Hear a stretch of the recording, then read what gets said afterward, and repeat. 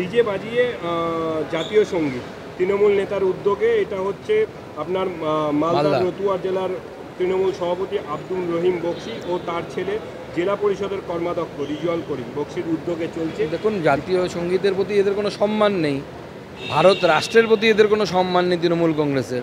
স্বাভাবিক তারা ডিজে বাজিয়ে জাতীয় সঙ্গীতই করবে। তারা তো আর জাতীয় সঙ্গীতকে সম্মান করে না। যদি সম্মান দিতে জানতেন তাহলে এরকম করতেন না। এর বিরুদ্ধে তো মামলা হওয়া উচিত, পুলিশের উচিত স্বতঃপ্রণোদিতভাবে মামলা হওয়া।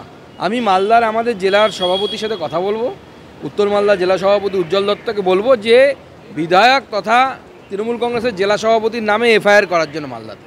এটা জাতীয় সঙ্গীতের অবমাননা। নিষিদ্ধ যে স্যালাইন রয়েছে সেটা আজিকারের ট্রমা কেয়ারে আজও ব্যবহার করা হচ্ছে, অথচ স্বাস্থ্য ভবন থেকে সেটা নিষিদ্ধ ঘোষণা করেছে। দেখুন, পয়সা দিলে পশ্চিমবঙ্গে সব হয়। আপনি এরকম স্যালাইনের জায়গায় বাড়ির টিউবওয়েলের জলও বিক্রি করতে পারবেন সরকারকে, তৃণমূলের নেতামন্ত্রী থেকে পয়সা দিতে হবে। এসএসকেএমে 2023 এবং 24 সালে গাইনিক চিকিৎসকরা প্রশ্ন তুলেছিলেন এই কোম্পানির স্যালাইন নিয়ে। তারপর তদন্ত হলেও রিপোর্ট কিন্তু জমা পড়েনি এবং স্বাস্থ্য ভবন নিষিদ্ধ করার পরেও আজও এসএসকেএমে দেখা গেল গাইনিতে সেই নিষিদ্ধ স্যালাইন চলছে। পেছনের কোনো কি বড় মাথা? আমি আগেও বলেছি এবং চক্র চলছে পশ্চিমবঙ্গে, এবং সেই চক্রেরই একটা অংশ আমরা দেখতে পেয়েছিলাম আরজিকর কাণ্ডে। সেটা বাইরে এসেছিল, বিভিন্ন রকমের দুর্নীতি, স্বজন পোষণ এবং তার সাথে সাথে পয়সা দিয়ে মানুষের স্বাস্থ্যকে বিক্রি করে দেওয়ার একটা চেষ্টা, পয়সার লোভে। তৃণমূল কংগ্রেস এবং স্বাস্থ্য দপ্তর, মনে রাখবেন, তৃণমূল কংগ্রেসের মাথা যিনি মমতা বন্দ্যোপাধ্যায় স্বয়ং দেখেন সেটা। অতএব মমতা বন্দ্যোপাধ্যায় থাকা সত্ত্বেও এই ধরনের ঘটনা ঘটছে, এটা মাননীয় মুখ্যমন্ত্রীরও ক্রেডেন্সিয়াল কোথায় যাচ্ছে তিনি ভাবছেন না, কারণ এখন তিনি দেমাগে আছেন, তিনি জিতে যাচ্ছেন বলে। যেদিন পাবলিক ধোলাই দেবে সেদিন বুঝতে পারবে। टीएमसी अपने दो नेता को सस्पेंड किया कल रात। वो उनमें चलता रहता है, सस्पेंड की खेला चलता रहता है। पैसा मेरी ठीक से ऊपर नहीं गया होगा, इसलिए सस्पेंड हो गया। বাধা উপেক্ষা করে কুচলিবাড়ি সীমান্তে কাঁটাতার দিলেন গ্রামের বাসিন্দারা, কি বলবেন?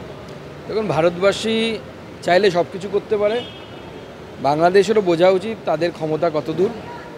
একটা সমস্যা ক্রিয়েট করে একটা যুদ্ধ খেলার একটা প্ল্যান চলছে, এবং তার মূল উদ্দেশ্য ভারতবর্ষের অর্থনীতিকে দুর্বল করা। সেই ফাঁদে ভারতবর্ষ পা দেবে না। ভারত জানে ভারতের কখন কি করার। আপনারা অপেক্ষা করুন, যথা সময়ে যথা স্টেপ আপনারা দেখতে পাবেন। করে কিন্তু সেই ব্যক্তি আদালতে এসছে, তিনি বলছেন আদালতের রায় নিয়ে এই জমিতে আসলে গলা কেটে এখানে মাথা রেখে দেওয়া হবে। হবেই তো। আপনার বারাসাত পৌরসভার কাউন্সিলর কিছুদিন আগে গ্রেপ্তার হয়েছিল, আপনারা জানেন। কেন গ্রেপ্তার হয়েছিল জানেন? তিনি এখানকার এমপির ঘনিষ্ঠ, সেটাও জানেন। তিনি তো বহাল তবিয়তে এখন পৌরসভায় ঢোকেন, বেরোন। সাসপেন্ড হলে কি হচ্ছে? পৌরসভায় যাচ্ছেন, এলাকায় লোকসভার ভোট করেছে। দেগঙ্গার ব্লক প্রেসিডেন্ট জেলে আছে, সে তো ওদের ব্লক প্রেসিডেন্ট, তাকে তো সরাইনি। শাহজাহান তো এখনো ওদের পার্টির নেতা, শাহজাহানকে তো সরাইনি তার পদ থেকে। অতএব তৃণমূলে এগুলো করলেই হবে, শুধু ভোটটা লুট করে দিন। আর যত পারেন রোহিঙ্গা মুসলমানকে ঢুকিয়ে মধ্যম গ্রামটাও হাতছাড়া করিয়ে দিন, যত পারেন বাড়ান। রোহিঙ্গা মুসলমান ঢুকান আর হিন্দু বাঙালিদের খেদান, এটা হচ্ছে তৃণমূলের এজেন্ডা।